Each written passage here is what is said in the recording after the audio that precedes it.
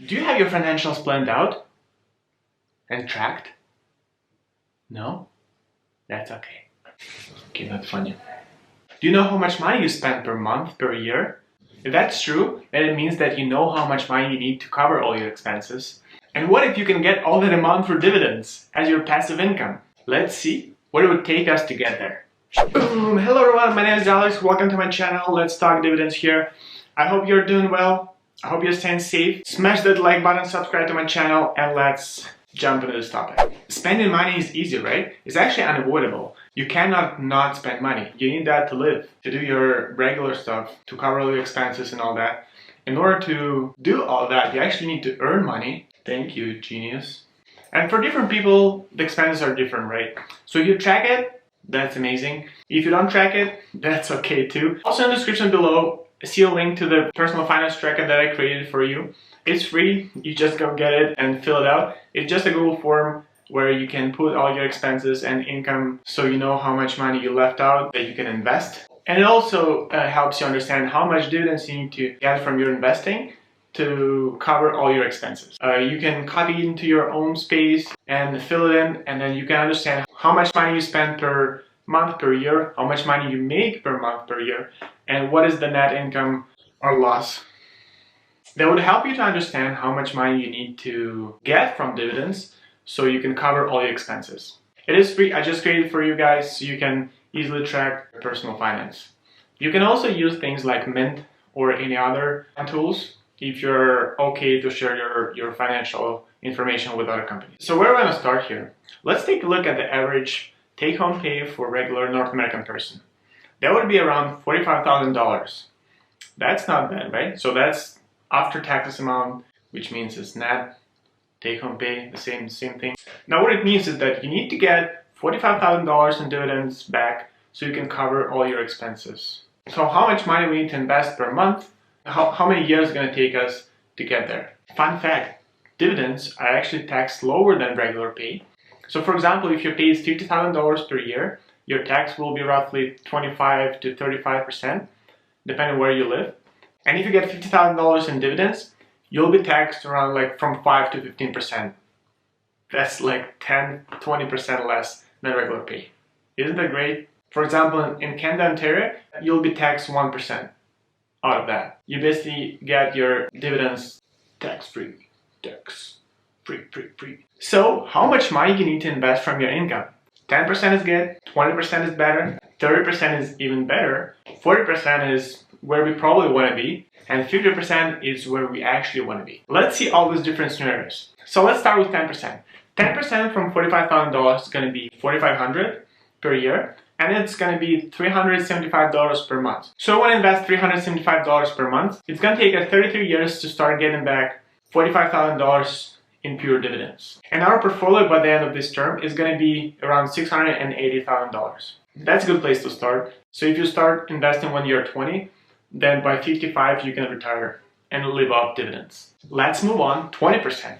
So we want to invest 20% from $45,000. It's going to be $9,000 per year, which is $750 per month.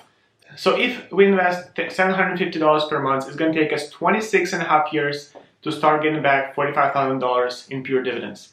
We just cut 6.5 years just by investing a little bit more into our dividend portfolio.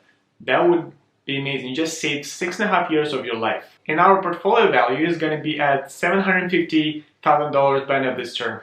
That's pretty good. Let's be even more aggressive, 30%.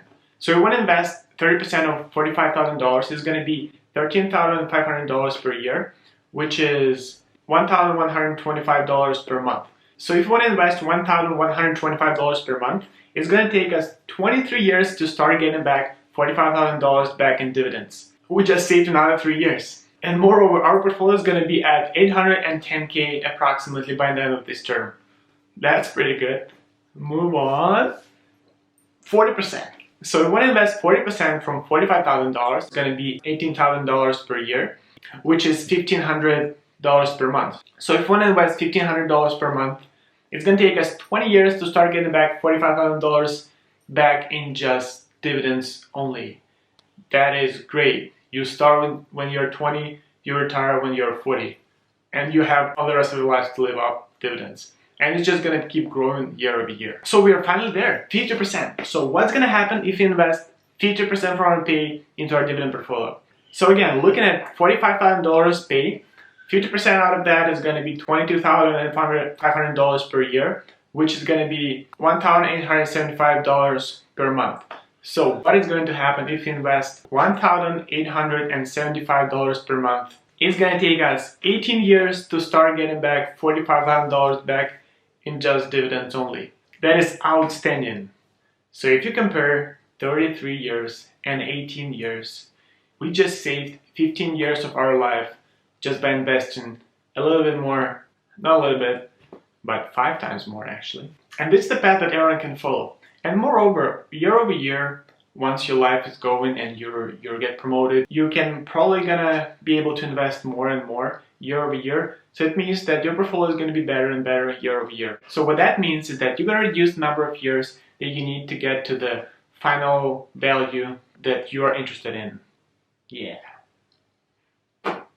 Smoky. So what is also interesting here, that if our pay is $45,000, we're investing 50% out of that into our dividend portfolio. Then after 18 years, as we just discovered, we're gonna start getting back $45,000 back in dividends. What if we're gonna stick to this plan for longer than 18 years, save for 33 years, as we did with our 10% contributions? After 33 years of investing $1,875 per month, we're gonna start getting $200,000 in pure dividends back, and our portfolio value is gonna be around $3.3 million. Can you imagine that? And this is the power of compound interest, pure math. So this is actually sort of my plan. I want to start getting back $200,000 in dividends only, but I want to achieve this a little faster than 33 years. My goal is 10 to 15 years. And I know it's pretty aggressive to get to that number. That would require me to invest $20,000 per month for the next 5-10 years in order to get back $200,000 in pure dividends. I don't have that much money to invest right now, but I have a plan in my mind that I'm sticking to, and I'm gonna keep sharing more in my channel here. So stay tuned for my future videos where I'm gonna be telling you what my actual steps is gonna look like. So in one of my future videos, I'm gonna be sharing how I'm tracking my dividends, how I'm tracking my portfolio value, and how I'm sticking to my plan, what tool I've built to do this, and how that tool can help you out as well if you track your portfolio and your dividends. So stay tuned for that. I'm going to be sharing that in the near future. And what the last step you need to do to achieve your goal? You need to smash that like button, subscribe to my journey. I'm just joking. This is very important to me, support my work, and I hope it motivates you to invest. I personally think that every single person on earth needs to get into investing, because that's way better than getting 0.5% from your savings account per year. Thank you everyone. Stay safe. Keep investing. Get your dividends back. And I'll see you in my future videos. What's up? Yo.